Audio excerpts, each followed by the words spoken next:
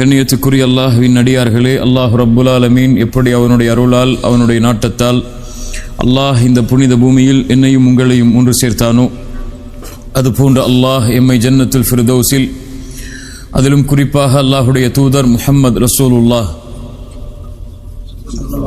ஸல்லல்லாஹு அலைஹி வஸல்லம் அவர்களோடும் அவர்களுடைய தோழர்களோடும் அல்லாஹ் என்னையும் உங்களையும் உலக முஸ்லிம்களையும் ஒன்று சேர்ப்பானாக. சூரத்து துஹாவுடைய விளக்க உரையை நேற்றைய தினம் பார்த்தோம். சூரத்து துஹா எதற்காக இறக்கப்பட்டது? யாராவது சொல்லுங்க பார்ப்போம்.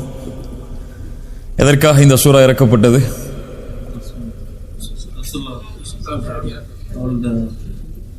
நல்லா தெரியும் சொல்றவங்க மட்டும் கையை உயர்த்துங்க. ஆண்கள் சைடு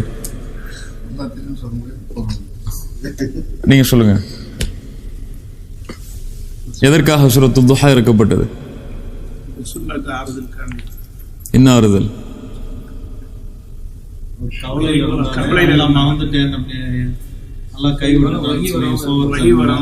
அதான் அல்லாஹ்வுடைய தூதர் ஸல்லல்லாஹு அலைஹி வஸல்லம் அவர்களுக்கு ஆரம்பத்தில் வந்த வஹி திடீரென்று தடைபட்டது.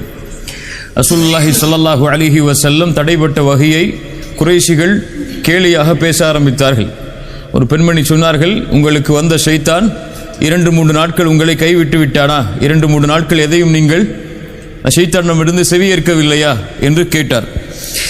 அது போன்ற செய்திகள் அல்லாஹ்வுடைய தூதர் ஸல்லல்லாஹு அலைஹி வஸல்லம் அவர்களுடைய உள்ளத்தில் சில கவலைகளை, சில சந்தேகத்தை ஏற்படுத்தியது. ஒருவேளை அல்லாஹ் என்னை கைவிட்டு விட்டானோ அல்லது என் மீது கோபத்தோடு இருக்கிறானோ என்ற கேள்விகள் அல்லாஹ்வுடைய தூதர் ஸல்லல்லாஹு அலைஹி வஸல்லம் அவர்களுடைய உள்ளத்தில் இருந்தது.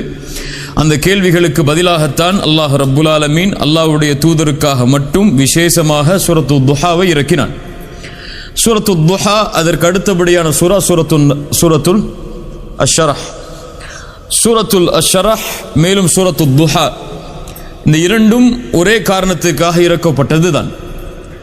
இந்த சூரா மேலே உள்ள சூரா, அதுக்கு அடுத்த உள்ள சூரா வத்துஹா என்று ஆரம்பிக்கக்கூடிய அந்த சூரா, அலம் நஷ்ரஹ் லக சத்ரக் என்று ஆரம்பிக்கக்கூடிய இந்த சூரா, அடுத்த சூரா என்ன? வத்தீனி வஸ்ஸைத்தூன். இந்த 3 சூறாக்களும் தொடர்புடையது.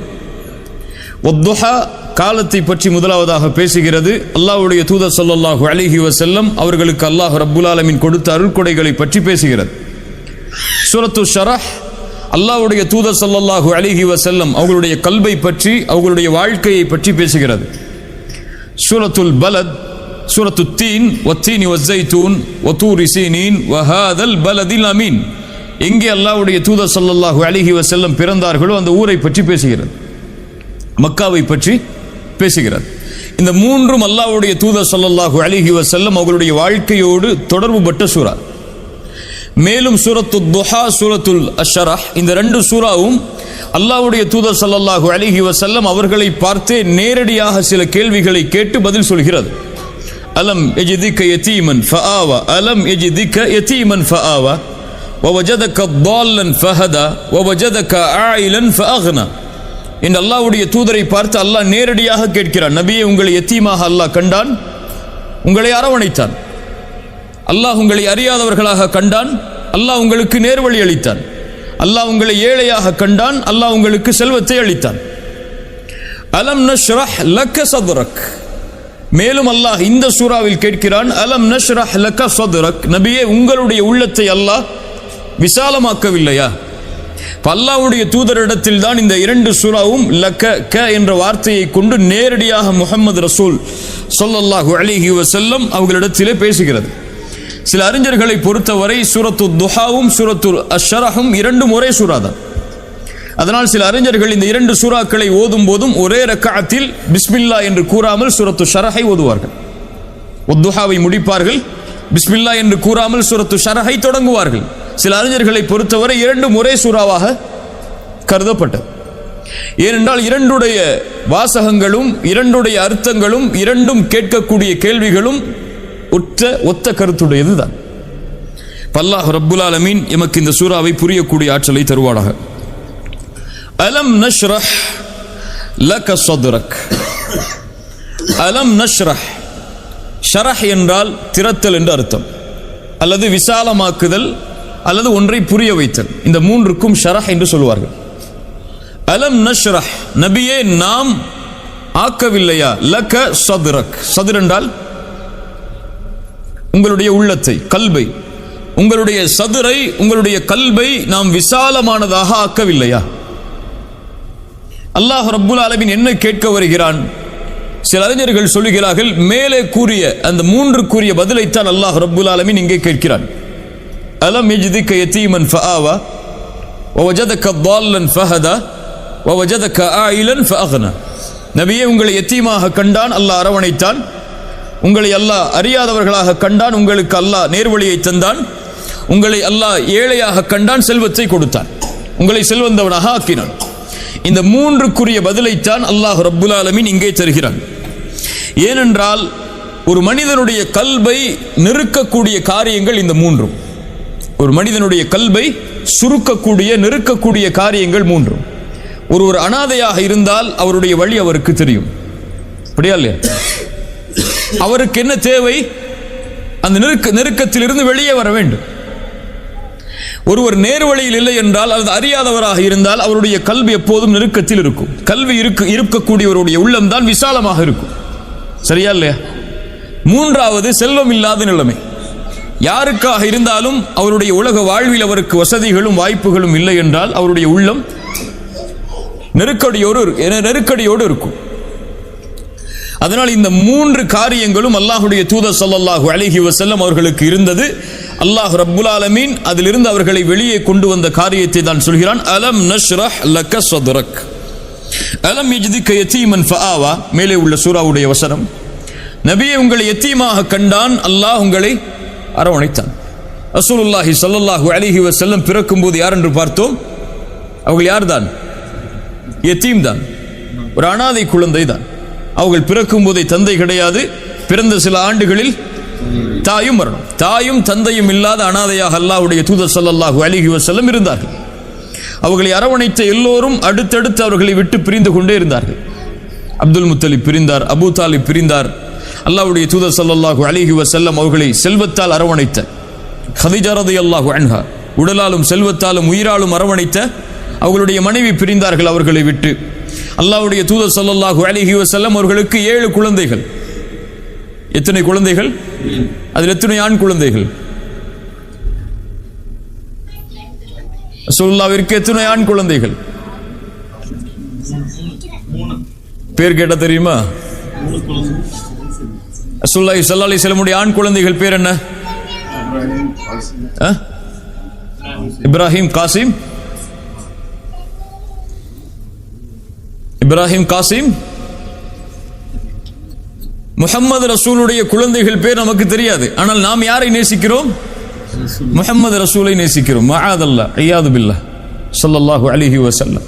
அப்துல்லா. இந்த 3 குழந்தைகள் அல்லாஹ்வுடைய தூதர் ஸல்லல்லாஹு அலைஹி வஸல்லம் அவர்களுக்கு பிறந்த ஆண் குழந்தைகள். அவர்கள் பிறந்த சில ஆண்டுகளிலேயே அடுத்தடுத்து மரணம். ரசூலுல்லாஹி ஸல்லல்லாஹு அலைஹி வஸல்லம் அவர்களுக்கு 7 குழந்தைகளில் 4 பெண் குழந்தைகளில் 3 குழந்தைகள் அல்லாஹ்வுடைய தூதருடைய வாழ்நாளிலேயே மரணம். ரசூலுல்லாஹ் 6 குழந்தைகளை தன்னுடைய கரத்தால் கபரில் இறங்கி அடக்கம் செய்திருக்கிறார்கள். அவருடைய மனைவி அடக்கம் செய்திருக்கிறார்கள், கதீஜா ரலியல்லாஹு அன்ஹா.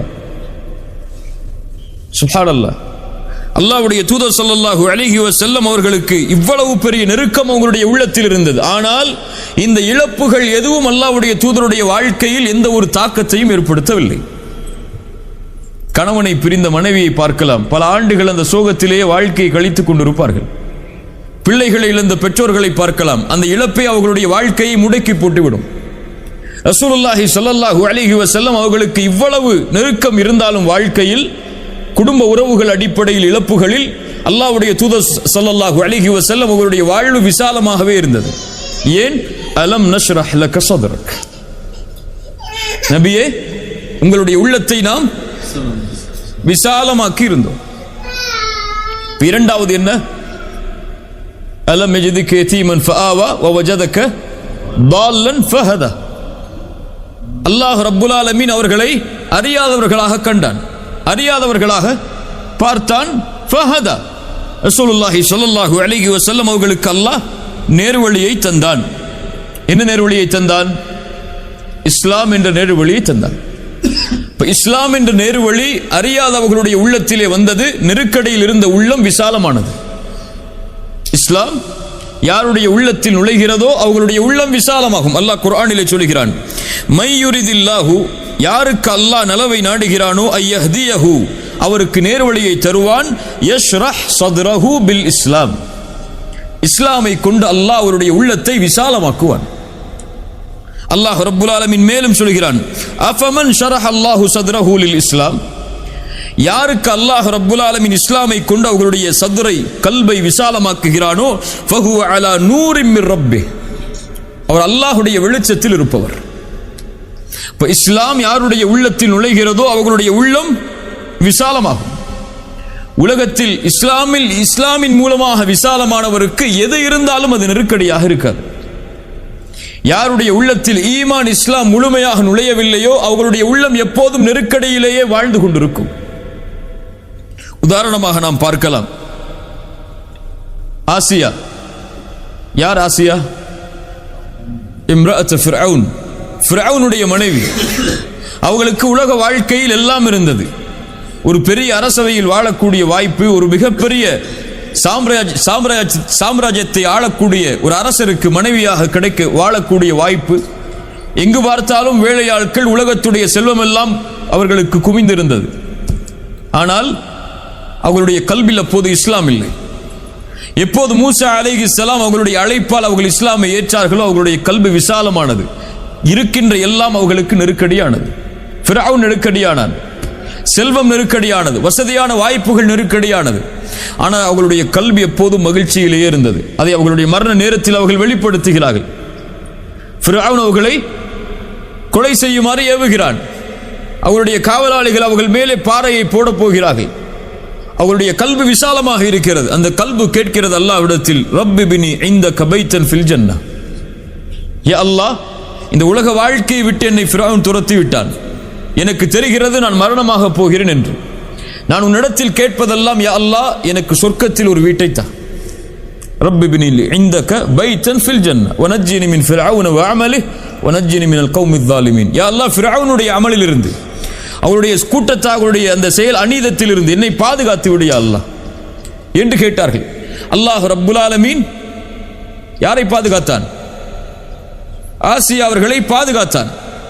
அவர்களுடைய நெருக்கடியை விட்டு அல்லாஹ் ரப்புல் ஆலமீன் அவர்களை விசாலப்படுத்தினான். இந்த இஸ்லாமை கொண்டு உலகத்திலும் மறுமையிலும்.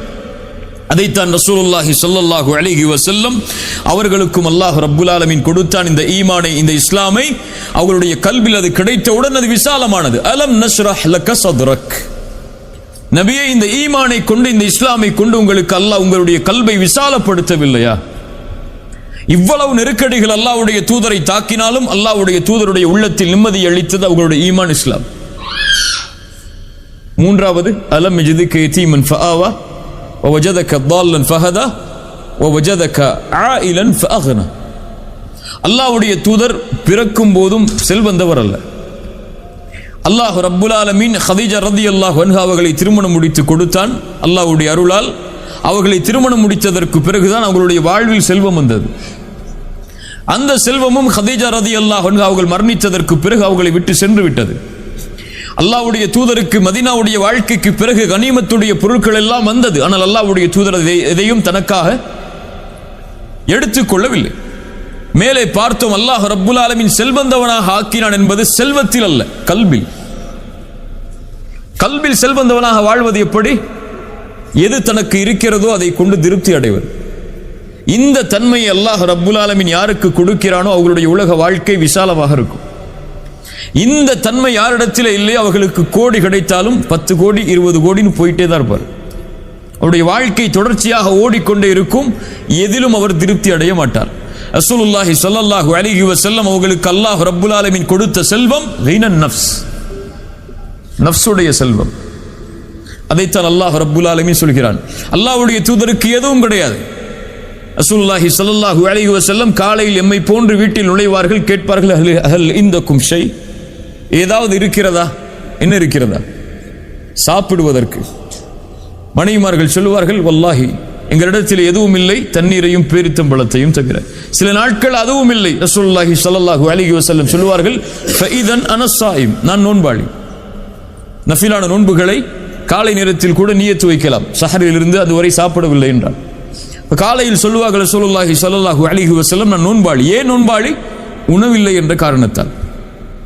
அகல் போர் ரசூலுல்லாஹி ஸல்லல்லாஹு அலைஹி வஸல்லம் மிக கடுமையாக சஹாபாக்கள் சோதனையில் ஆட்பட்டு நடந்த ஒரு போர். உமர் இப்னு கத்தாப் ரலியல்லாஹு அன்ஹு ஓடி வருகிறார்கள், யா ரசூலுல்லாஹ், என்னுடைய வயிற்றை பாருங்கள், பசியால் ஒரு கல்லை கட்டி வைத்திருக்கிறேன். ரசூலுல்லாஹி ஸல்லல்லாஹு அலைஹி வஸல்லம் தன்னுடைய ஆடையை உயர்த்தினார்கள், 2 கல் அதிலே கட்டப்பட்டிருந்தது. உமர் இப்னு கத்தாப் ரலியல்லாஹு அன்ஹு ஒரு முறை அல்லாஹ்வுடைய தூதர் ஸல்லல்லாஹு அலைஹி வஸல்லமுடைய அறைக்கு வருகிறார்கள். அல்லாஹ்வுடைய தூதர் தன்னுடைய படுக்கையில் படுத்திருக்கிறார்கள். நம்மை போன்று மெத்தைகளுடைய படுக்கைகள் அல்ல, பேரித்தமல ஓலையுடைய படுக்கைகள். அல்லாஹ்வுடைய தூதர் எழுந்திருக்கிறார்கள். உமர் வருவதை பார்த்தவுடன் அவருடைய முதுகில் அந்த அந்த ஓலைகளுடைய அடையாளங்கள் தென்படுகிறது. அதை பார்த்தவுடன் உமர் அழ ஆரம்பிக்கிறார். ரசூலுல்லாஹி ஸல்லல்லாஹு அலைஹி வஸல்லம் கேட்டார்கள், மா யுபிக்கிக யா உமர், உன்னை அழ வைத்தது எது உமரே? யா ரசூலல்லாஹ், கைசர் கிஸ்ரா கோட்டைகளில் வாழக்கூடிய அரசர்களை பற்றி செவியேற்றிருக்கிறேன். அவர்கள் எல்லாம் அவர்களுடைய நிலையில் வாழும் பொழுது எங்களுடைய அரசர் நீங்கள், உங்களுடைய நிலைமையை பார்க்கும்போது எங்களுக்கு கண் கலங்குகிறது. ரசூலுல்லாஹி ஸல்லல்லாஹு அலைஹி வஸல்லம் சொன்னார்கள், அமா தர்தா யா உமர் அன் தகூன லஹுமுத் துன்யா வலனல் ஆখিরা, உமரே, நீ பொருந்திக் கொள்ளவில்லையா அவர்களுக்காக இந்த உலகமும் எமக்காக மறுமையும் இருப்பதை? ஹீனன் நஃப்ஸ், அல்லாஹ்வுடைய தூதருக்கு எதுவும் கிடையாது, ஆனால் கல்பு விசாலமாக இருந்தது. இது அல்லாஹ் ரப்புல் ஆலமீன் கொடுக்கின்ற அருள். எது இழந்தாலும் எது இழக்கவில்லை என்றாலும் கல்பு எப்போதும் நிம்மதியோடு வாழும் ஒரு முஃமினுக்கு. அலா இன்ன அவுலியா அல்லாஹ் லா ஹவுஃபுன் அலைஹிம் வலா ஹும் யஹ்ஸனூன். இறைநேசர்கள் யார்? அவர்கள் எதற்கும் பயப்பட மாட்டார்கள், எதற்கும் கவலைப்பட மாட்டார்கள். அல்லதீன ஆமனு வ கானு யத்தகூன், அவர்கள் ஈமான் கொண்டிருப்பார்கள், அல்லாஹ்வை அஞ்சி வாழ்ந்து கொண்டிருப்பார்கள். அல்லாஹ் ரப்புல் ஆலமீன் அதைத்தான் கேட்கிறான், அலம் நஷ்ரஹ் லக ஸத்ரக். இன்னும் சில அறிஞர்கள் சொல்கிறார்கள், இந்த நஷ்ரஹ் என்ற வார்த்தை வரக்கூடிய அந்த ஷரஹ் அல்லாஹ்வுடைய தூதருக்கு மட்டும் விசேஷமாக ஏற்பட்ட சில தன்மைகளை சொல்கிறது. அல்லாஹ்வுடைய தூதருடைய கல்பு பிளக்கப்பட்டது இந்த பூமியில். 2 முறை பிளக்கப்பட்டது. 3வது முறையில் கருத்து வேறுபாடு உண்டு. முதல் முறை ரசூலுல்லாஹி ஸல்லல்லாஹு அலைஹி வஸல்லம் சிறு வயதில் ஹலீமா அவர்களுடைய வீட்டில் பால்குடி குழந்தையாக சேர்ந்ததற்கு பிறகு ஆடு மாடுகளை மேய்ப்பதற்காக அவர்களுடைய பிள்ளைகளும் அல்லாஹ்வுடைய தூதரும் சிறு வயதில் சென்றபோது ஒரு மலையில் அவர்கள் அல்லாஹ்வுடைய தூதர் இருக்கிறார்கள், குழந்தையாக சிறு வயதுடையவர்களாக. அந்த 2 குழந்தைகள், அந்த ஹலீமாவுடைய குழந்தைகளும் அருகில் இருக்கிறார்கள். அப்போது மலக்குகள் வருகிறார்கள். அல்லாஹ்வுடைய தூதர் ஸல்லல்லாஹு அலைஹி வஸல்லம் அவருடைய இதயத்தை பிளந்து கல்பை எடுத்து ஷைத்தானுடைய பகுதியை அகற்றி மீண்டும் உள்ளே வைக்கிறார்கள், ஜம்சம் நீரால் குளிப்பாட்டி. அனஸ் இப்னு மாலிக் சொல்கிறார்கள், அல்லாஹ்வுடைய தூதருடைய உடம்பில் அந்த வெட்டப்பட்ட அந்த கீறப்பட்ட அடையாளங்களை நான் பார்த்தேன் என்று. 2வது முறை மேராஜுடைய பயணம் மேற்கொள்வதற்கு முன்னால் ரசூலுல்லாஹி ஸல்லல்லாஹு அலைஹி வஸல்லம், ஹம்ஸா ரலியல்லாஹு அன்ஹு, ஜாஃபர் இப்னு அபி தாலிப் ரசூலுல்லாஹ்வுடைய உறவினர், இந்த இருவருக்கு மத்தியில் அல்லாஹ்வுடைய தூதர் உறங்கிக் கொண்டிருக்கிறார்கள். அப்போது மலக்குகள் வருகிறார்கள். இந்த 3இல் ஒருவரா என்று கேட்கிறார்கள். ஆம் என்று சொல்லப்படுகிறது. அல்லாஹ்வுடைய தூதருடைய கல்பு பிளக்கப்படுகிறது. மீண்டும் ஜம்சமால் குளிப்பாட்டப்பட்டு மீண்டும் வைக்கப்படுகிறது. இதைத்தான் அல்லாஹ் கேட்கிறான், அலம் நஷ்ரஹ் லக ஸத்ரக், நபியே, உங்களுடைய கல்பை நாம் விசாலமாக்கவில்லையா, திறக்கவில்லையா என்று அல்லாஹ் கேட்கிறான் என்றும் சில அறிஞர்கள் விளக்கம் சொல்கிறார்கள். ஃபஅலம் நஷ்ரஹ் லக ஸத்ரக் வ வதஅனா அன்க விஸ்ரக்.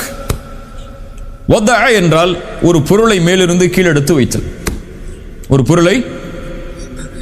ஒரு பொருளை மேலே வைத்தலுக்கும் வதஅ என்று சொல்வார்கள். ஆனால் பெரும்பான்மையாக வதஅ என்றால் ஒரு பொருளை இறக்கி வைத்தல். அல்லாஹ் ரப்புல் ஆலமீன் குழந்தை பெறக்கூடிய தாயை பற்றி சொல்லும்போது ஹமலத்துஹு குர்ஹா வ வதஅத்துஹு குர்ஹா, அவள் அந்த பெண் ஹமலத்துஹு, அவள் அந்த குழந்தையை சுமந்தாள் சிரமத்தோடு. வ வதஅத்துஹு குர்ஹா, அந்த குழந்தையை பெற்றெடுத்தாள் சிரமத்தோடு. அந்த குழந்தை இறக்கினாள். இப்போ இறக்குதலுக்கு வதஅ என்ற வார்த்தையை பயன்படுத்துவார்கள் அரபியில். அல்லாஹ் ரப்புல் ஆலமீன் சொல்கிறார், நாம் இறக்கினோம் அன்க விஸ்ரக், உங்களுடைய சுமையை. விஸ்ர் என்றால் பலமான ஒரு சுமை, பலமான ஒரு சுமைக்கு விஸ்ர் என்று சொல்லப்படும். வதஅனா அன்க விஸ்ரக், மேலும் நபியே, உங்களுடைய சுமையை நாம் இறக்கி வைத்தோம். என்ன சுமை இறக்கி வைத்தான் பின்னால் சொல்கிறேன். அல்லதி அன்கத ظஹரக், ظஹர் என்றால் முதுகு பகுதி, ظஹர் என்று சொல்வார்கள் அரபியில். அல்லதி அன்கத ظஹரக், அன்கத இன்காத் என்றால் அதை ஒரு பொருளை மேலே வைப்பதால் அது அப்படியே ஒரு உடையக்கூடிய சப்தம் வெளிப்படும். ஒரு பொருள், பலமான ஒரு பொருளை மேலே வைக்கும்போது ஒரு பொருள் உடையக்கூடிய அந்த கிராக் விழக்கூடிய சப்தம் கேட்குமா இல்லையா? அதான் இன்காப்னு சொல்லுவாங்க அரபியில். அல்லதி அன்கத தஹரக், ஒரு பலமான சுமை உங்களுடைய முதுகை ஒடித்துக் கொண்டிருந்தது, உங்கள் முதுகை ஒடித்துக் கொண்டிருந்தது, அந்த சுமையை நாம் இறக்கி வைத்தோம் நபியே. அல்லாஹ் ரப்புல் ஆலமீன் என்ன சுமை இறக்கி வைத்தான்? அறிஞர்கள் இரண்டு கருத்தை சொல்கிறார்கள். முதலாவது அல் கவுலுல் அவ்வல், முதலாவது கருத்து, அல்லாஹ்வுடைய தூதர் ஸல்லல்லாஹு அலைஹி வஸல்லம் அவர்கள் ஐயாமுல் ஜாஹிலியாவுடைய காலத்தில் செய்த பாவங்கள், சிறிய பாவங்கள். இந்த பாவங்களை விட்டு அல்லாஹ் ரப்புல் ஆலமீன் அவர்களுடைய முதுகில் இருந்த அந்த சுமையை இறக்கி வைத்தான். பெரும்பான்மையான அறிஞர்கள் சஹாபாக்கள் முதற்கொண்டு இந்த கருத்தை தான் முன்வைக்கிறார்கள். அல்லாஹ்வுடைய தூதர் ஸல்லல்லாஹு அலைஹி வஸல்லம் அவர்களுக்கு இருக்கக்கூடிய விசேஷமான சிறப்பு, முன்பின் பாவங்கள் மன்னிக்கப்பட்டவர்கள். அவர்கள் முன்னால் செய்த பாவங்களும் பின்னால் செய்ய போகும் பாவங்களும் மன்னிக்கப்பட்டவர்கள். சிறிய பாவங்கள் தவிர பெரிய பாவங்கள் அனைத்தும், சிறிய பாவங்கள் உட்பட எல்லா பாவங்களும் மன்னிக்கப்பட்டவர்கள். சுப்ஹானல்லாஹ். இந்த தன்மை அல்லாஹ் ரப்புல் ஆலமீன் ரசூலுக்கு கொடுத்ததை தான் இங்கே சொல்கிறான். ஒரு மனிதனுக்கு பெரிய சுமை இந்த உலகத்திலும் மறுமையிலும் பாவங்கள் தான். ஒன்று, இந்த உலகத்தில் அவன் சுமக்கக்கூடிய பாவங்களின் சுமை அவனுக்கு சோதனையாக மாறி வரும், அல்லது மறுமையில் வேதனையாக மாறி வரும். இந்த இரண்டும் யாருக்கு இறக்கப்படுகிறதோ அவர்கள் தான் இந்த உலகத்திலும் மறுமையிலும் நிம்மதியோடு வாழ்வார்கள். ஒரு மனிதனுக்கு சிரமம் வருகிறது என்றால் அதற்கு முதல் காரணம், ஒன்று அல்லாஹ்வுடைய சோதனையாக இருக்கலாம், இயற்கையான சோதனை. இரண்டாவது அவன் செய்த பாவங்களாக இருக்கலாம். அது எப்போது தெரியும் என்றால் அந்த செயலுடைய முடிவில் தெரியும். அந்த முடிவு நன்மையாக இருந்தால் அது அல்லாஹ்வின் புறத்திலிருந்து வந்த சோதனை, அவன் பொறுமையோடு இருந்தால் அல்லாஹ் வெற்றி அளிப்பான். அந்த முடிவு இழிவாக இருந்தால் அவன் செய்த பாவம், அவன் தௌபா செய்யவில்லை, தௌபா செய்தால் அல்லாஹ் விடுதலை அளிப்பான். அந்த சுமையை அல்லாஹ் ரப்புல் ஆலமீன் ரசூலுல்லாஹி ஸல்லல்லாஹு அலைஹி வஸல்லம் அவர்களிடமிருந்து இறக்கி வைத்தான் என்று சொல்கிறான். இரண்டாவது அறிஞர்களுடைய கருத்து, அல்லாஹ்வுடைய தூதர் ஸல்லல்லாஹு அலைஹி வஸல்லம் அவர்கள் நபித்துவத்திற்கு வருவதற்கு முன்னதாகவே அவர்கள் கவலை அடைந்திருந்தார்கள். என்ன கவலை என்றால் மனிதர்களுடைய நேர்வழியை பற்றிய கவலை.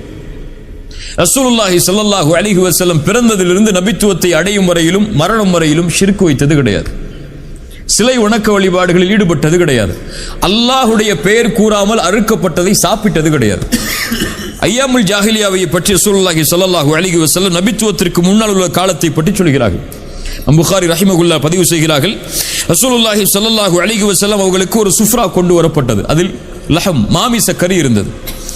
ரசூலுல்லாஹி ஸல்லல்லாஹு அலைஹி வஸல்லம் அதை உண்ணுவதை தவிர்த்து விட்டார்கள். சொன்னார்கள், இன்னி லஆகுலு மிம்மா தத்பஹூன அலா அஸ்னாபிக்கும் அன்சாபிக்கும், உங்களுடைய சிலைகளுக்கு அறுக்கப்பட்டதை நான் ஒருபோதும் சாப்பிட மாட்டேன். வலா ஆகுலு இல்லா மிம்மா ذுகிர ஸ்முல்லாஹி அலை, அல்லாஹ்வுடைய பெயர் கூறி அறுக்கப்பட்டதை தான் நான் சாப்பிடுவேன். எப்போது சொன்னார்கள்? நபித்துவத்தை அடைவதற்கு முன்னால். ரசூலுல்லாஹி ஸல்லல்லாஹு அலைஹி வஸல்லம் அவருடைய உள்ளத்தில் இந்த தேடல், இந்த ஒரு எண்ணம் இருந்தது. கடைசி நபித்துவத்திற்கு முன்னால் உள்ள 3 ஆண்டுகள் அல்லாஹ்வுடைய தூதர் ஸல்லல்லாஹு அலைஹி வஸல்லம் அவர்கள் தனிமையில் ஹிராவில் தங்கியிருந்ததுடைய காரணமும் அதுதான். அது நேர்வழியுடைய தேடல் அவர்களுடைய உள்ளத்தை ஆக்கிரமித்திருந்தது. அதுதான் அவர்கள் இஸ்லாமை ஏற்றதற்கு பிறகும் நபித்துவத்திற்கு வந்ததற்கு பிறகும் இருந்தது. தாயிஃபுடைய பயணத்தில் கூட அல்லாஹ்வுடைய தூதருடைய அந்த வார்த்தை அதை வெளிப்படுத்துகிறது. அந்த மலைகளுக்கு இடையில் அவர் வைத்து இருவர் அந்த கூட்டத்தாரை அழித்துவிட அந்த மலக்குகள் கேட்கும் போது ரசூலுல்லாஹ் சொன்னார்கள், இவர்கள் அந்த இஸ்லாமை ஏற்றுக்கொள்ளாவிட்டாலும் இவர்களுக்கு பின்னால் வரக்கூடியவர்கள் ஏற்றுக்கொள்வார்கள். ரசூலுல்லாஹ்வுடைய உள்ளத்தில் இருந்த அந்த நேர்வழியை பற்றிய கவலை அல்லாஹ் சொல்கிறார் குர்ஆனில், நபியே இவர்கள் நேர்வழி அடைவார்கள் என்பதை நினைத்து நினைத்து நீங்கள் உங்களையே அழித்துக் கொள்வீர்கள் போலவே அல்லாஹ் கேட்கிறார். அவர்கள் மற்றவர்களுடைய நேர்வழியுடைய கவலை உங்களை நீங்கள் மரணிக்க செய்யும்படி ஆக்கிவிடும் போலவே ஏன் இவ்வளவு கவலைப்படுகிறீர்கள் என்று அல்லாஹ் ரப்புல் ஆலமீன் குர்ஆனிலே கேட்கிறான். இந்த கவலை அல்லாஹ் ரப்புல் ஆலமீன் அல்லாஹ்வுடைய தூதருடைய முதுகில் இருந்து இறக்கி வைத்தார். இதை அல்லாஹ் சொல்கிறான். அல்லது மூன்றாவது, ஒரு தாயிக்கு தேவையான மிக முக்கியமான தன்மை அது. நல்லா கேளுங்க, மிக முக்கியமான கல்வி இதெல்லாம். மூன்றாவது முக்கியமான தன்மை, அல்லாஹ் ரப்புல் ஆலமீன் அவர்களுடைய உள்ளத்தில் இருந்து மனிதர்கள் மீது உள்ள கவலையை இறக்கி வைத்தான். அல்லாஹ்வுடைய தூதரை பற்றி யார் என்ன சொன்னாலும் சரி, அல்லாஹ்வுடைய தூதருடைய உள்ளத்தில் அது எந்த பாதிப்பையும் ஏற்படுத்தாது. அல்லாஹ் சொல்கிறான், வலகத் நஅலமு அன்னக யதீகு ஸத்ருக பிமா யகூலூன், நபியே மற்றவர்களுடைய பேச்சுகள் உங்களுடைய உள்ளத்தில் கவலையை ஏற்படுத்துகிறது என்பதை நான் அறிகிறேன். ஆனால் நீங்கள் அல்லாஹ்வை புகழுங்கள் நபியே, அல்லாஹ்வை துதியுங்கள். அல்லாஹ் ரப்புல் ஆலமீன் உங்களுக்கு அந்த கல்பில் இருக்கக்கூடியவற்றை வெளிப்படுத்தக்கூடிய அல்லது வெளியாக்கக்கூடிய வாய்ப்பை அல்லாஹ் தருவான் என்று அல்லாஹ் ரப்புல் ஆலமீன் ரசூலுல்லாஹி ஸல்லல்லாஹு அலைஹி வஸல்லம் அவர்களை பார்த்து கேட்கிறான். இந்த மூன்றாவது கருத்தும் ஏற்றமானதுதான். இந்த மூன்று சுமைகளிலிருந்தும் அல்லாஹ் ரப்புல் ஆலமீன் உங்களை இறக்கி வைத்தான். அலம் நஷ்ரஹ் லக ஸத்ரக் வ வதஅனா அன்க விஸ்ரக் அல்லதி அன்கத ظஹரக். உங்கள் முதுகை ஒடித்துக் கொண்டிருந்த அந்த சுமையை அல்லாஹ் ரப்புல் ஆலமீன் வ வதஅனா அன்க விஸ்ரக், அந்த சுமையை அல்லாஹ் இறக்கி வைத்தான். அடுத்த வசனம் என்ன? அடுத்த வசனம் என்ன? வரஃபஅனா லக ذிக்ரக். நபியே, மேலும் உம்முடைய புகழை நாம் உயர்த்தி வைத்தோம். வரஃபஅனா லக ذிக்ரக். அல்லாஹ்வுடைய தூதர் ஸல்லல்லாஹு அலைஹி வஸல்லம் அவர்களுடைய புகழை அல்லாஹ் உயர்த்தி வைத்தான். எல்லா நிலைகளிலும் அல்லாஹ்வுடைய தூதர் புகழுக்குரியவர்கள் தான். உலகத்தில் அவர்களை இகழ்பவர்கள் இருந்தாலும், அவர்களை விமர்சனம் செய்பவர்கள் இருந்தாலும், அந்த இகழ்வோ அந்த விமர்சனமோ ரசூலுல்லாஹ்வுடைய புகழை எதுவும் குறைக்காது. எப்போதெல்லாம் அல்லாஹ்வுடைய பெயர் உச்சரிக்கப்படுகிறதோ அதற்கு பிறகு அல்லாஹ் ரப்புல் ஆலமீன் மனித இனத்தில் ஒருவருடைய பெயரை சேர்த்து உச்சரிக்குமாறு கட்டளையிட்டான். என்றால் யாருடைய பெயரைத்தான்? அஷ்ஹது அன்ன முஹம்மது ரசூலுல்லாஹ். உலகத்தில் நாலா புறங்களிலும் எப்போது பார்த்தாலும் அதானின் மூலமாக, ஒரு நாட்டில் இல்லை என்றாலும் இன்னொரு நாட்டில் அஷ்ஹது அல்லா இலாஹ இல்லல்லாஹ் வ அஷ்ஹது அன்ன முஹம்மது ரசூலுல்லாஹ் என்று ஒலித்துக் கொண்டே இருக்கும். வரஃபஅனா லக ذிக்ரக். அல்லது அல்லாஹ்வுடைய தூதர் ஸல்லல்லாஹு அலைஹி வஸல்லம் அவர்களை அல்லாஹ் ரப்புல் ஆலமீன் மற்ற நபிமார்களை விடவெல்லாம் விசேஷப்படுத்தி உயர்த்தி வைத்தான், புகழாக்கினான். குர்ஆனில் எல்லா நபிமார்களுடைய பெயர்களையும் நீங்கள் பார்க்கலாம். அல்லாஹ் அழைப்பது, ஆதமை அழைப்பான் யா ஆதம் உஸ்குன்.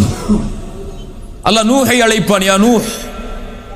அல்லாஹ் இப்ராஹீமை அழைப்பான் யா இப்ராஹீம். அல்லாஹ் மூசாவை அழைப்பான் யா மூசா. அல்லாஹ் ஈசாவை அழைப்பான் அலைஹிமுஸ்ஸலாம் யா ஈசா. அல்லாஹ் ரப்புல் ஆலமீன் எல்லா நபிமார்களையும் பெயரிட்டு தான் அழைப்பான். ரசூலுல்லாஹி ஸல்லல்லாஹு அலைஹி வஸல்லம் அவர்களை அல்லாஹ் அழைப்பான் யா அய்யுஹன் நபி. சுப்ஹானல்லாஹ். யா அய்யுஹர் ரசூல். அல்லாஹ்வுடைய தூதரை நமக்கு சொல்வதற்காக அல்லாஹ் சொல்லுவான் முஹம்மது ரசூலுல்லாஹ். அதுவும் ரிசாலத்தை சேர்த்துதான். முஹம்மது அல்லாஹ்வுடைய ரசூல் என்று நமக்கு சொல்லுவான். ஆனால் அல்லாஹ் அழைக்கும் போது அப்படி அழைக்க மாட்டான். சுப்ஹானல்லாஹ். அல்லாஹ்விடத்தில் ரசூலுக்கு இருக்கக்கூடிய கண்ணியத்தை அல்லாஹ்வை தவிர யாரும் அறிந்து கொள்ள முடியாது. அல்லாஹ்விற்கு ரசூலுக்கு இருக்கக்கூடிய கண்ணியத்தை அல்லாஹ்வை தவிர யாரும் அறிந்து கொள்ள முடியாது. அல்லது அல்லாஹ் ரப்புல் ஆலமீன் இந்த உலகத்தில் அவர்களை புகழுக்குரியவர்களாக ஆக்கியதை விட மறுமையில் அல்லாஹ் மேலும் அவர்களை புகழுக்குரியவர்களாக ஆக்குவான். மறுமையில் அல்லாஹ்வுடைய தூதருடைய நிகழ்வை பற்றி நமக்கெல்லாம் தெரியும். ஷஃபாஅத் அல்லாஹ்வுடைய தூதருக்கு கிடைத்த மிகப்பெரிய அருள் அது. எல்லா நபிமார்களும் சொல்லுவார்கள். இப்ராஹிம் சொல்லுவார் நஃப்சி நஃப்சி, என் நிலைமை என் நிலைமை. மூசா சொல்லுவார், ஈசா சொல்லுவார், நூஹ் அலைஹிஸ்ஸலாம், ஆதம், எல்லோரும் நஃப்சி நஃப்சி, என் நிலைமை என் நிலைமை. அல்லாஹ் இன்றைய தினம் கோபத்தோடு இருக்கிறான். இது போன்ற கோபத்தை அல்லாஹ் இதற்கு முன்னாலும் இருந்ததில்லை, இதற்கு பின்னாலும் இருக்க போவதில்லை. அல்லாஹ்வுடைய கோபத்தை நினைத்து பயப்படுவார்கள் எல்லா நபியும். ரசூலுல்லாஹி ஸல்லல்லாஹு அலைஹி வஸல்லம் அவர்களிடத்தில் இறுதியாக மக்கள் எல்லோரும் ஓடி வரும் பொழுது அல்லாஹ்வுடைய தூதர் சொல்வார்கள், அனலஹா அனலஹா, நான் அதற்குரியவன் தான் என்று கூறி தஹ்தல் அர்ஷ், அர்ஷுக்கு முன்னால் சென்று சுஜூதில் விழுவார்கள், அல்லாஹ்வை புகழ்வார்கள். அந்த புகழ்ச்சியின் வார்த்தைகளை உலகத்தில் யாரும் அல்லாஹ்வை கூறி புகழ்ந்திருக்க முடியாது. அல்லாஹ் அதை கற்றுக் கொடுப்பான். அல்லாஹ்வை புகழ்வார்கள். அல்லாஹ் ரப்புல் ஆலமீன் மஹ்ஷரில் பேசுவான். முதல் வார்த்தையாக யா முஹம்மத்.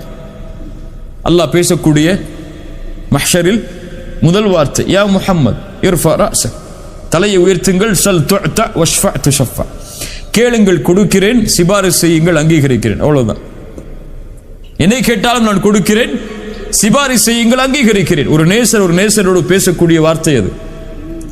வரஃபஅனா லக ذிக்ரக். சொர்க்கத்தில் அல்லாஹ்வுடைய தூதர் ஸல்லல்லாஹு அலைஹி வஸல்லம் சொன்னார்கள், சொர்க்கத்தில் நான் முதலாவதாக நிற்பேன், எனக்கு பிறகு என்னுடைய சமூகம், அதற்கு பிறகு மற்ற சமூகங்கள். சொர்க்கத்தின் கதவு அடைக்கப்பட்டிருக்கும், நான் அந்த கதவை தட்டுவேன்.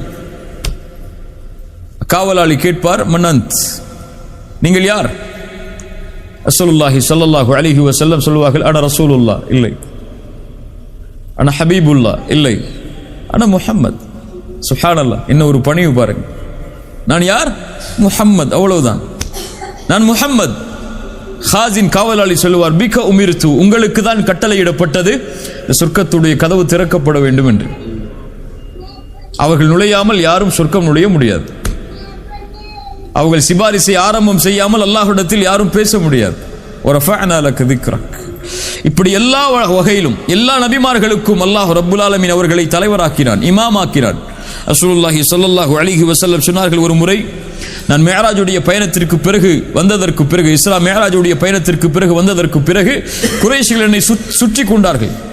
என்னிடத்தில் பைத்துல் முகத்தஸை பற்றி கேட்டார்கள். அது எப்படி இருந்தது, அதை பற்றி சொல்லுங்கள் என்று. உலகத்தில் அது போன்ற நெருக்கடி எனக்கு ஏற்பட்டதல்ல. என்ன அதை முழுமையாக நான் பார்த்து விவரிக்க முடியாது. என்னுடைய தலையை உயர்த்தினேன். அல்லாஹ் ரப்புல் ஆலமீன் பைத்துல் முகத்தஸை என் கண்ணுக்கு முன்னால் கொண்டு வந்தான். முஸ்லிம் ரஹிமஹுல்லாஹ் பதிவு செய்கிறார்கள், சஹீஹான ஹதீஸ். கண்ணுக்கு முன்னால் கொண்டு வந்தான் பைத்துல் முகத்தஸை. அப்போது நான் அதில் உள்ளவற்றை அவர்களுக்கு அப்படியே விளக்கினேன். அது போன்ற விளக்கத்தை யாரும் கொடுத்திருக்க முடியாது. அப்ப அந்த நேரத்தில் நான் பார்த்தேன் நபிமார்களுடைய ஜமாஅத்தை, நபிமார்களுடைய கூட்டத்தை. ஃபஇதா மூசா காயிமுன் யுஸல்லி, மூசா அலைஹிஸ்ஸலாம் தொழுது கொண்டிருந்தார்கள் பைத்துல் மக்தஸில். அவர் ஷஊனா கோத்திரத்தாருடைய உருவத்திற்கு ஒத்தாக இருந்தார். ஈசா அலைஹிஸ்ஸலாம் தொழுது கொண்டிருந்தார்கள். அவர் உர்வா இப்னு மஸ்ஊத் அத்-தகஃபி ரலியல்லாஹு அன்ஹு அவருடைய தோற்றத்திற்கு ஒத்தாக இருந்தார்கள். இப்ராஹிம் அலைஹிஸ்ஸலாம் அவர்கள் நின்று தொழுது கொண்டிருந்தார்கள். அவர் உங்களுடைய தோழரை போன்றிருந்தார். உங்களுடைய தோழரை போன்றிருந்தால் முஹம்மது ரசூலை போன்றிருந்தார் ஸல்லல்லாஹு அலைஹி வஸல்லம். இப்ராஹிம் அலைஹிஸ்ஸலாமுடைய தோற்றம் ரசூலுல்லாஹ்வுடைய தோற்றத்திற்கு ஒத்தானது. ரசூலுல்லாஹி ஸல்லல்லாஹு அலைஹி வஸல்லம் சொன்னார்கள், அதற்கு பிறகு என்னுடைய கரம் பிடிக்கப்பட்டு அந்த நபிமார்களுக்கு முன்னால் கொண்டு வந்து நிறுத்தப்பட்டது இமாமாக நின்று தொழுகை நடத்துவதற்கு. அனுப்பப்பட்ட அத்துணை நபிமார்களுக்கும் இமாம் யார்? முஹம்மது ரசூலுல்லாஹ். அல்லாஹ் ரப்புல் ஆலமீன் எல்லா நபிமார்களை அனுப்பும் போதே வாக்கு வாங்கிவிட்டான், இப்படி ஒரு நபி வருவார், அவரை நீங்கள் பார்த்தால் நம்பிக்கை கொள்ள வேண்டும், ஏற்றுக்கொள்ள வேண்டும், அவருக்கு நீங்கள் உதவி செய்ய வேண்டும் என்று. ஈசா அலைஹிஸ்ஸலாம் அதனால் தான் சொன்னார்கள், அல்லாஹ்வுடைய தூதர் ஸல்லல்லாஹு அலைஹி வஸல்லம் ஈசா அலைஹிஸ்ஸலாம் அவர்களை, மூசா அலைஹிஸ்ஸலாம் அவர்களை பற்றி சொல்லும்போது, லவ் கான மூசா ஹய்யன், மூசா இந்த நேரத்தில் உயிரோடு இருந்தாலும் அவர் என்னைத்தான் பின்பற்றி இருக்க வேண்டும். எந்த நபியாக இருந்தாலும் அதுதான் நியதி. அல்லாஹ் ரப்புல் ஆலமீன் வரஃபஅனா லக திக்ரக், உலகத்தில் எந்த படைப்பிற்கும் கொடுக்காத புகழை அல்லாஹ் கொடுத்து நபியை அல்லாஹ் உயர்த்தினான். அடுத்த வசனங்கள் எம்முடைய வாழ்க்கைக்கு மிக முக்கியமானது. ஃபஇன்ன மஅல் உஸ்ரி யுஸ்ரா, இன்ன மஅல் உஸ்ரி யுஸ்ரா. நபியே அறிந்து கொள்ளுங்கள், வத்துஹா வல்லைலி இதா சஜா, எப்படி இரவின் மீது பகலின் மீது அல்லாஹ் சத்தியம் செய்து உணர்த்தினானோ, இரவுக்கு பகல் வரும், பகலுக்கு பிறகு இரவு வரும் என்று, அது போன்று ஃபஇன்ன மஅல் உஸ்ரி யுஸ்ரா, இன்ன மஅல் உஸ்ரி யுஸ்ரா. சிரமம் என்று வந்தால் அதோடு சேர்த்து அந்த சிரமம் இல்லாத நிலையும் வரும். கஷ்டம் என்று வந்தால் அதோடு சேர்த்து இன்பம் என்ற நிலையும் வரும், அதோடு சேர்த்து வரும். ஃபஇன்ன மஅல் உஸ்ரி யுஸ்ரா. இப்னு அப்பாஸ் ரலியல்லாஹு அன்ஹுமா சொன்னார்கள், அல்ஹம்துலில்லாஹ், அல்லாஹ் ரப்புல் ஆலமீன் பஅத் என்று சொல்லவில்லை, சிரமத்திற்கு பிறகு இன்பம் வரும் என்று அல்லாஹ் சொல்லவில்லை. அல்லாஹ் என்ன சொல்கிறான்? இன்ன மஅல் உஸ்ரி யுஸ்ரா, சிரமத்தோடு இன்பம் வரும்.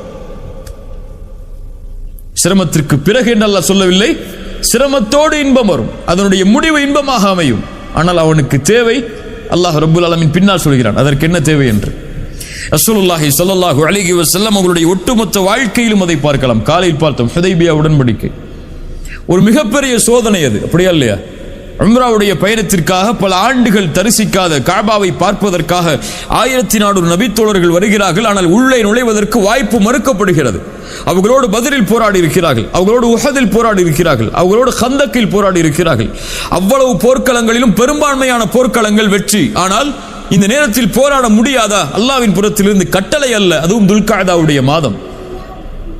பொறுமையோடு இருக்கிறார்கள் சஹாபாக்கள். உமர் போன்ற நபித்தோழர்கள் எல்லாம் கோபப்படுகிறார்கள் உடன்படிக்கைக்கு பிறகு. யா ரசூலல்லாஹ், சத்தியத்தில் நாம் இல்லையா? ஏன் நாம் காஃபிர்களுக்கு இடம் கொடுத்து போக வேண்டும் என்று. அவ்வளவு பெரிய சோதனை. ரசூலுல்லாஹி ஸல்லல்லாஹு அலைஹி வஸல்லம் அவர்களுக்கு அல்லாஹ் ரப்புல் ஆலமீன் அந்த சோதனை நடந்து அவர்கள் திரும்பி செல்லும் பொழுதே இறக்குகிறான், இன்னா ஃபதஹ்னா லக ஃபத்ஹம் முபீனா, அல்லாஹ் தெளிவான வெற்றி அல்லாஹ் உங்களுக்கு அளிப்பார் நபியே. அதான் இன்ன மஅல் உஸ்ரி யுஸ்ரா. அதை அவர்கள் பொறுமையோடு சகித்திருக்கவில்லை என்றால் அந்த ஃபத்ஹ் மக்கா நடந்திருக்காது, அடுத்த வெற்றி வந்திருக்காது. உஹத் தோல்விதான். அல்லாஹ் ரப்புல் ஆலமீன் அந்த உஹதுடைய தோல்விக்கு பிறகு சொன்னான், வலா தஹினு வலா தஹ்ஸனு அன்துமுல் அலவுன இன் குன்தும் முஃமினீன். கவலைப்படாதீர்கள், இதற்காகவெல்லாம் பயந்து விடாதீர்கள், நீங்கள் தான் உயர்ந்தவர்கள் முஃமின்களாக வாழ்ந்தால் தோல்வியை நினைக்காதீர்கள், வெற்றியை நோக்கி வாருங்கள். அடுத்து ஆப்டிமிசம் இஸ்லாமில் இருக்கக்கூடிய ஒரு பெரிய குவாலிட்டி இது. குர்ஆன் சுன்னாவில் ஏராளமான இடங்களில் இதை நாம் பார்க்கலாம். ஒரு முஃமின் எப்போதும் கவலையில் வீழக்கூடாது, கவலையில் துவளக்கூடாது. வாழ்வில் எது வந்தாலும் சரி, செல்வத்தாலோ உடலாலோ குடும்பத்தாலோ அல்லது வறுமையாலோ எது அவனை தாக்கினாலும் சரி, ஒரு முஃமின் கவலை அடையக்கூடாது. இப்னு கய்யிம் ரஹிமஹுல்லாஹ் சொல்லுவார்கள், கவலை ஷைத்தான், ஒரு முஃமினுடைய கவலை ஷைத்தானுக்கு மிக விருப்பமானது. ஒரு முஃமினை கவலை அடைய செய்தால் அல்லாஹ்விடமிருந்து அவனை தூரமாக்கி விடலாம். அப்படியா இல்லையா? தொழுகையிலிருந்து தூரமாக்கலாம், வணக்க வழிபாடுகளிலிருந்து தூரமாக்கலாம். அதனால் ஒரு முஃமினுடைய கவலை ஷைத்தானுக்கு விருப்பமானது. கவலைப்படாதீர்கள், அல்லாஹ்வின் மீது உறுதியான நம்பிக்கையை வையுங்கள். ரசூலுல்லாஹி ஸல்லல்லாஹு அலைஹி வஸல்லம் அவர்கள் அதை அடிக்கடி சொல்லுவார்கள். இப்னு கய்யிம் ரஹிமஹுல்லாஹ் சொல்லுவார்கள், அதனால் தான் அல்லாஹ் எங்கேயும் முஃமின்கள் குர்ஆனில் கவலைப்படுவார்கள் என்று ஒருபோதும் சொன்னதில்லை. ஒன்று அல்லாஹ் சொல்லுவான் வலா தஹினு வலா தஹ்சனு, கவலைப்படாதீர்கள் என்று, அல்லது அல்லாஹ் சொல்லுவான் ஃபலா ஹௌஃபுன் அலைஹிம், அவர்கள் கவலைப்பட மாட்டார்கள் என்று. முஃமின்களை பற்றி அல்லாஹ் குர்ஆனில் சொல்லும் பொழுது எங்கும் அல்லாஹ் முஃமின்கள் கவலைப்படுவார்கள் என்று அல்லாஹ் சொல்ல மாட்டான். அல்லாஹ் ரப்புல் ஆலமீன் அதைத்தான் சொல்கிறான், இன்ன மஅல் உஸ்ரி யுஸ்ரா, இன்ன மஅல் உஸ்ரி யுஸ்ரா. சிரமம் என்று வந்தால் அதோடு சேர்த்து இன்பம் என்ற நிலை வரும். நமக்கு தேவை பொறுமை, அவ்வளவுதான். சிரமம் வந்துவிட்டதை இனிமேல் எப்படி வெளியேறுவது என்று கேட்பவன் முஃமினாக இருக்க மாட்டான். லா தக்னது மின் ரஹ்மத்தில்லாஹ், முஃமின் ஒருபோதும் நம்பிக்கை இழக்க மாட்டான் அல்லாஹ்வின் மீது. அவனுக்கு தெரியாது அல்லாஹ் என்ன அவனுக்காக தயாரித்து வைத்திருக்கிறான், இந்த சோதனையுடைய முடிவு என்ன என்று அவனுக்கு தெரியாது. அவன் இன்றைய நேற்று நினைத்து கவலைப்பட்டுக் கொண்டிருப்பான், ஆனால் நாளை பிரகாசமாக இருக்கும் என்பதை அவன் மறந்து விட்டான். உலகத்தில் யாரும் இன்று கவலையாக இருப்பவர் நாளை அதே கவலையில் இருக்க மாட்டார். அவன் கடக்க வேண்டியது இன்றையே தான். நாளை அவனுக்கு மகிழ்ச்சி இருக்கிறது. இன்றைய கவலையை நினைத்து வாழ்வை அழித்துக் கொள்பவன் ஒரு முஃமினாக இருக்க முடியாது. ரசூலுல்லாஹி ஸல்லல்லாஹு அலைஹி வஸல்லம் அவர்களுடைய வாழ்க்கையில் ஏராளமான உதாரணங்களை அதற்கு பார்க்கலாம். இன்ன மஅல் உஸ்ரி யுஸ்ரா, சிரமத்திற்கு பிறகு இன்பம் என்ற நிலை வரும். அதற்காக அவன் பொறுமையோடு காத்திருக்க வேண்டும். சிரமமே வாழ்க்கையாக விட்டது என்று கண் கலங்கக்கூடாது ஒரு முஃமின். நமக்கு தெரியாது அல்லாஹ் நமக்காக எதை தயாரித்து வைத்திருக்கிறான் என்று. உம்மு சலமா அவர்களுடைய கணவன் மரணமாகிறார்கள். அல்லாஹ்வுடைய தூதர் ஸல்லல்லாஹு அலைஹி வஸல்லம் அவர்கள் ஆறுதல் சொல்வதற்காக சில வார்த்தைகளை சொல்கிறார்கள். அவர்கள் கேட்டார்கள், இவ்வளவு ஆறுதல் வார்த்தைகளை கேட்டாலும் அபூ சலமாவை விட சிறந்த கணவர் எனக்கு உலகத்தில் யாராக இருக்க முடியும்? யாரை அல்லாஹ் கொடுக்க முடியும்? அபூ சலமா தான் சிறந்த கணவர். அவர் இறந்து விட்டார், இனிமேல் எனக்கு என்ன வாழ்க்கை? அல்லாஹ் ரப்புல் ஆலமீன் அந்த கேள்விக்காகவே அவர்களுக்கு கொடுத்தான். உலகத்தில் அவர்களை விட சிறந்த கணவராக யாரும் இருக்க முடியாது ரசூலுல்லாஹி ஸல்லல்லாஹு அலைஹி வஸல்லம் அவர்களை. அவர்களுக்கு தெரியாது அபூ சலமாவை விட சிறந்த கணவர் தனக்கு வருவார் என்று. அல்லாஹ் கொடுப்பான். இன்ன மஅல் உஸ்ரி யுஸ்ரா, இன்ன மஅல் உஸ்ரி யுஸ்ரா, இன்ன மஅல் உஸ்ரி யுஸ்ரா. ஏராளமான விளக்கங்களை சொல்லலாம். ஃபஇதா ஃபரக்த ஃபன்ஸப் வ இலா ரப்பிக ஃபர்கப். ஃபஇதா ஃபரக்த யானி ஒன்றிலிருந்து தூரமானால், விலகினால், ஓய்வானால், ஃபாரிக். ஃபஇதா ஃபரக்த, நபியே நீங்கள் ஒன்றிலிருந்து விலகிவிட்டால் அல்லது உலக காரியங்களிலிருந்து விலகிவிட்டால், ஃபன்ஸப், நஸப என்றால் அப்படியே நேராக நிறுத்துதல் என்று அர்த்தம். ஒரு கொடியை நட்டுதலுக்கு நஸப என்று சொல்வார். ஃபன்ஸப், நபியே உங்களை நேராக்குங்கள், உங்களை சிரமத்திற்கு ஆட்படுத்திக் கொள்ளுங்கள். எதில்? பல அறிஞர்கள் பல கருத்து சொல்கிறார்கள். அதில் முதல் கருத்து, நபியே ஃபர்தான கடமைகளை விட்டு நீங்கள் விலகிவிட்டால் நஃபிலான வணக்கங்களில் அதிகமாக ஈடுபடுங்கள். அல்லது நபியே நீங்கள் தொழுகையிலிருந்து பிரிந்து விட்டால் துஆவில் அதிகமாக உங்களை நிலையாக்குங்கள்.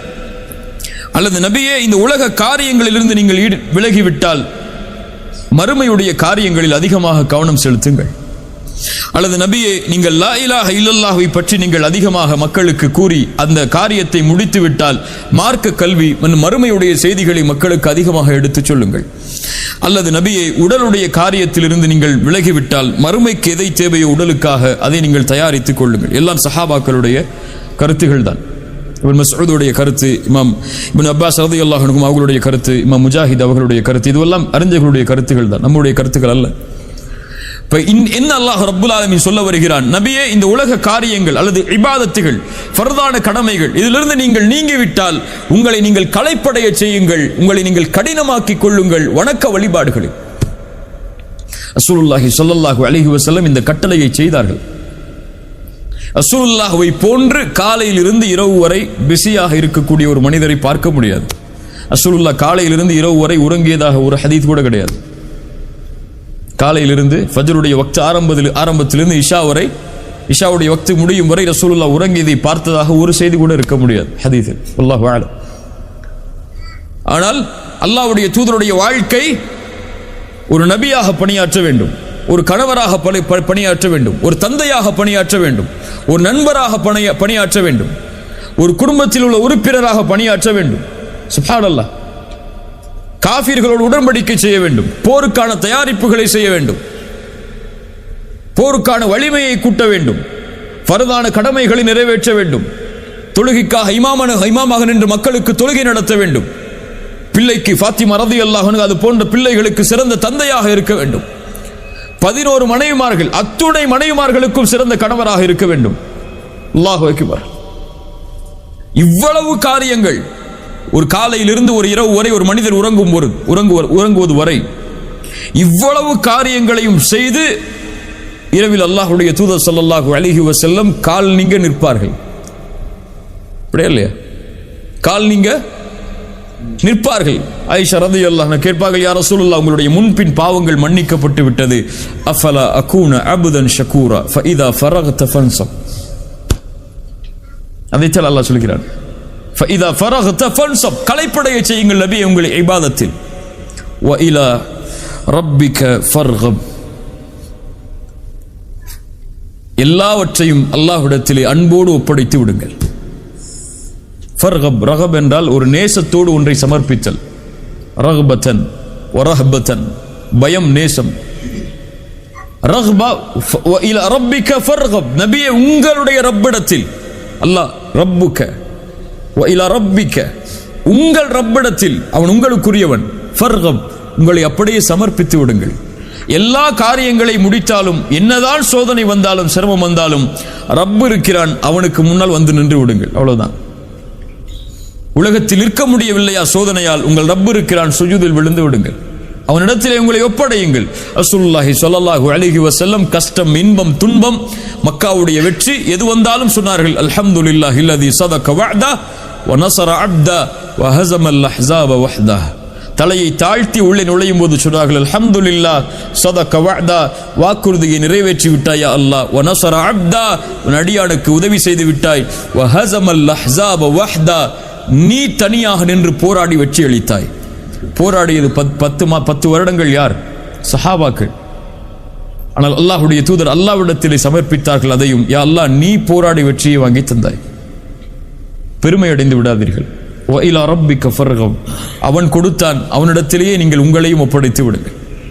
அலம் நஷ்ரஹ் லக ஸத்ரக் வ வதஅனா அன்க விஸ்ரக் அல்லதி அன்கத ظهرك ورفعنا لك ذكرك فإن مع العسر يسرا إن مع العسر يسرا فإذا فرغت فانصب وإلى ربك فارغب.